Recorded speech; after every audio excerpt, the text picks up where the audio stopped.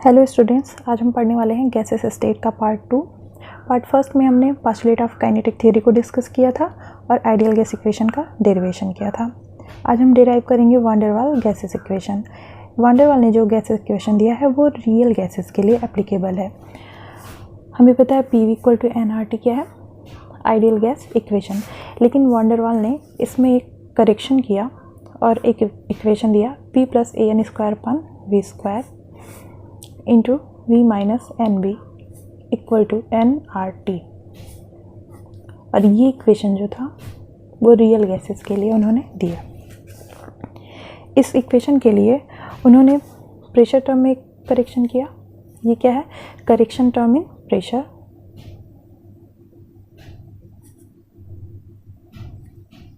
और जो ये NB है वो क्या है?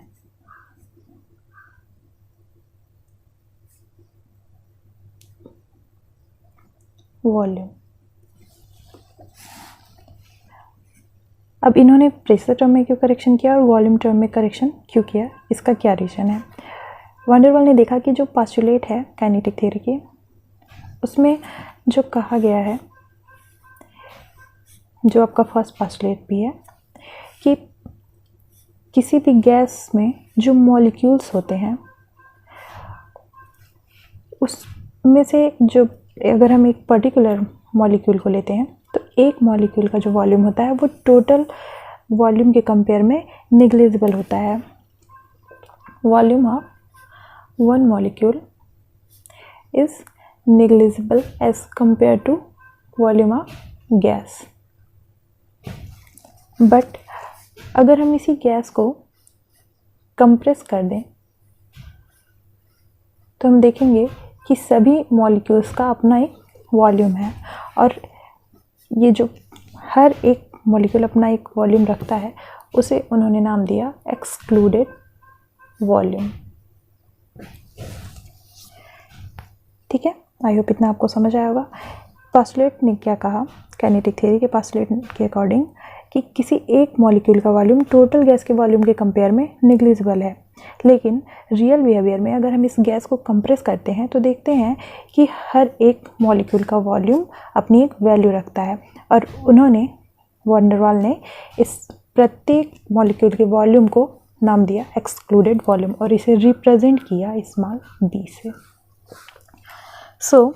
अगर हम यहाँ से समझें तो आइडियल बिहेवियर में क्या कहा गया कि किसी एक मॉलिक्यूल का वॉल्यूम जो है वो नेग्लिजिबल है, उसकी वैल्यू को यहाँ पे इग्नोर कर दिया गया।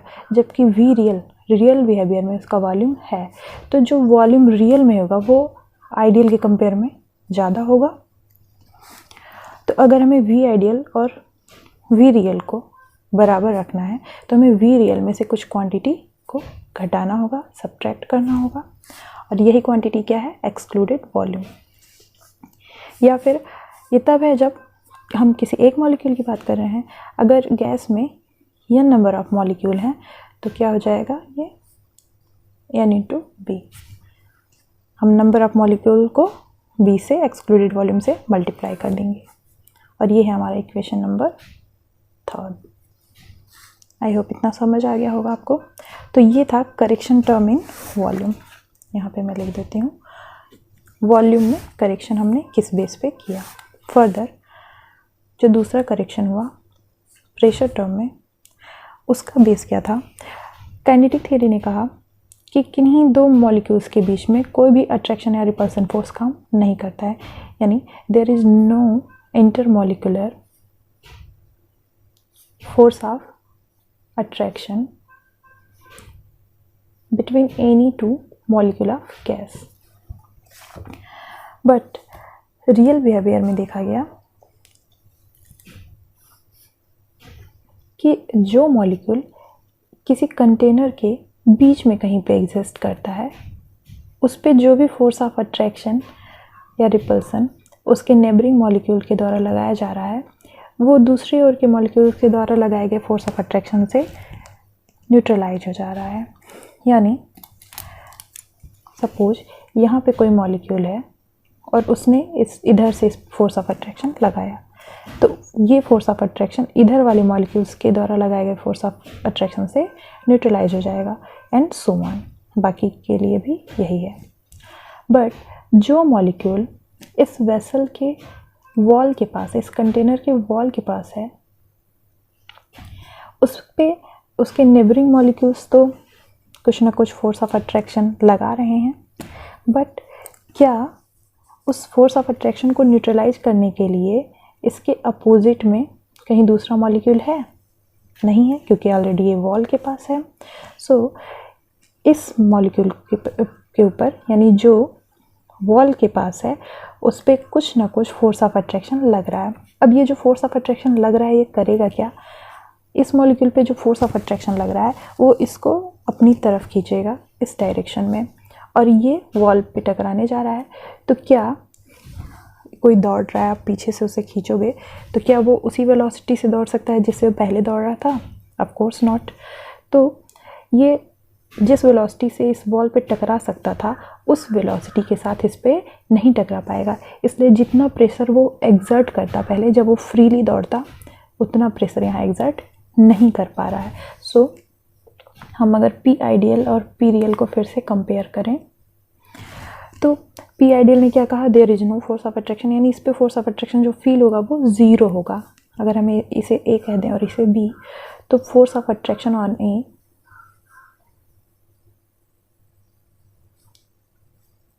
ये क्या होगा? ज़ीरो हो जाएगा। लेकिन क्या force of attraction on B भी ज़ीरो होगा? नहीं होगा। सो अब ये यहाँ हम समझते हैं कि पी आइडियल ज़्यादा होगा या पी रियल। अब आप बताइए, आइडियल ने ये कहा कि इस पर कोई भी फोर्स ऑफ अट्रैक्शन नहीं है, यानी ये पूरी तरह से फ्रीली दौड़ रहा है, बहुत ज़्यादा प्रेशर एक्सर्ट कर लेगा। लेकिन रियल बिहेवियर में क्या हो रहा है? इसके नेबरिंग मॉलिक्यूल्स इसे फोर्स ऑफ अट्रैक्शन लगा रहे हैं और ये जिस स्पीड से जाना चाहिए उस स्पीड से वॉल से नहीं टकराएगा। और आप जानते हैं कि प्रेशर कैसे एक्सर्ट होता है? जब कोई भी मॉलिक्यूल इसके वेसल के वॉल से जाके टकराता है, कोलाइड करता है। तो रियल बिहेवियर में क्या हो जाएगा? जो प्रेशर एक्सर्ट होगा वो कम हो जाएगा। सो पी आइडियल क्या हो जाएगा? पी रियल से ज़्यादा होगा।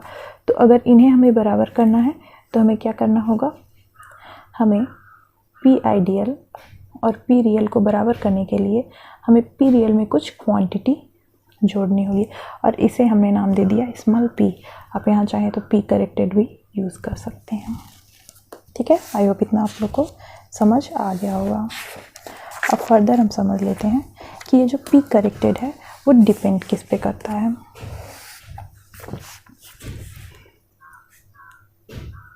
ये स्मॉल पी है, ये जो पी करेक्टेड है ये दो फैक्टर्स पे डिपेंड करेगा। किन पे? फिर से ड्रा कर लेते हैं।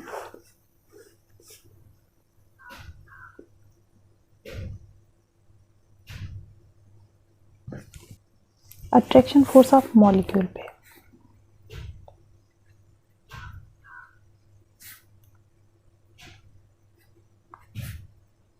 मॉलिक्यूल्स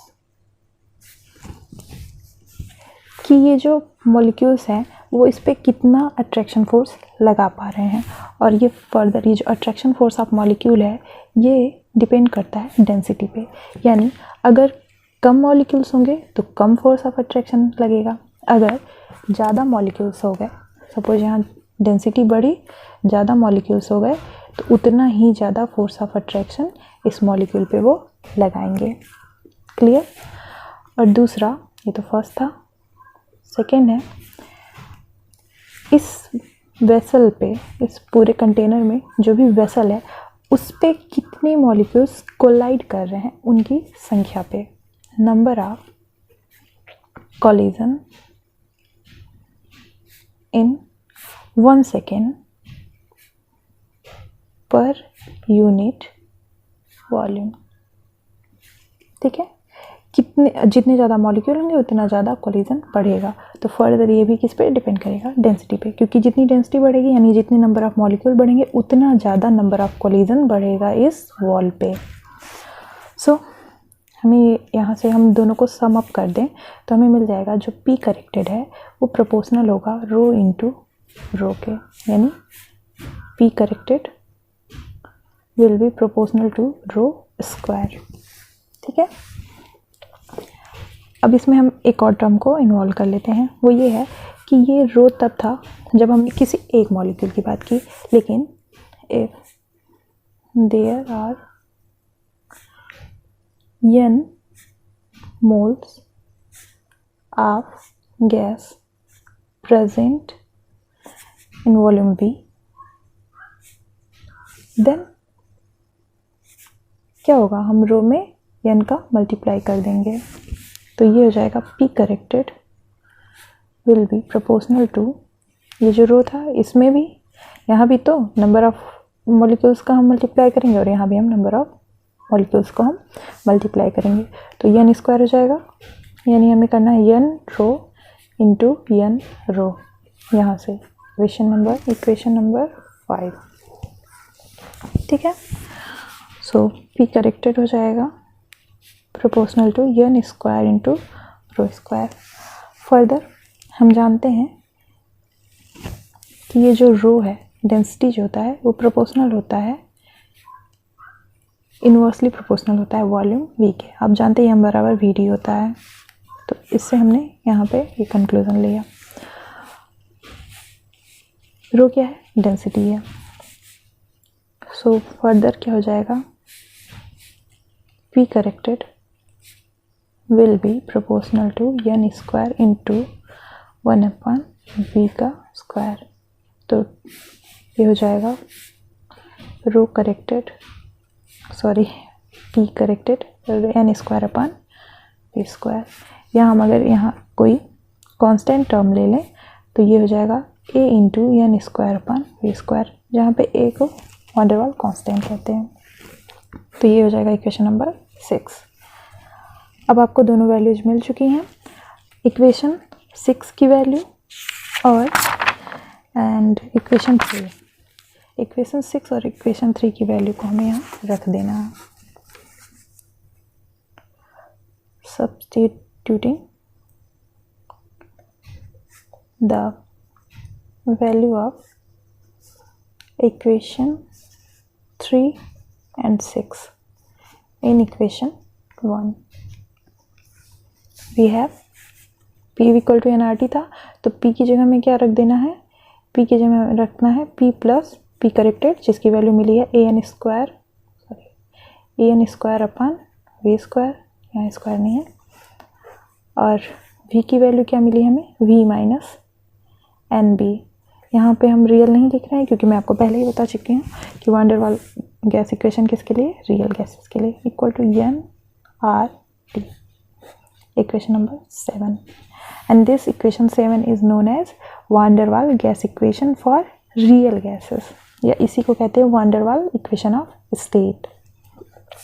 ठीक है, अगर हम यहाँ n बराबर 1 रख देते हैं, इफ n बराबर 1, तो ये हो जाएगा P प्लस, दिखाई नहीं दे रहा है ना, ये हो जाएगा P plus a upon v square v minus b equal to RT। इन दोनों ही इक्वेशंस को, क्वेश्चन 7 और 8 को क्या कहते हैं, van der Waals gases equation. Okay, जहाँ पे a और b क्या है, a तो वान डेर वाल कांस्टेंट है, b क्या है, एक्सक्लूडेड वॉल्यूम है, बाकी सभी टर्म्स आप जानते हैं, p प्रेशर है, v वॉल्यूम है, r क्या है, गैस कांस्टेंट है, t टेम्परेचर है। आई होप आज का टॉपिक आपको समझ आया होगा। अगर आपको कोई भी कन्फ्यूज़न है तो आप कमेंट बॉक्स में पूछ सकते हैं। Thank you.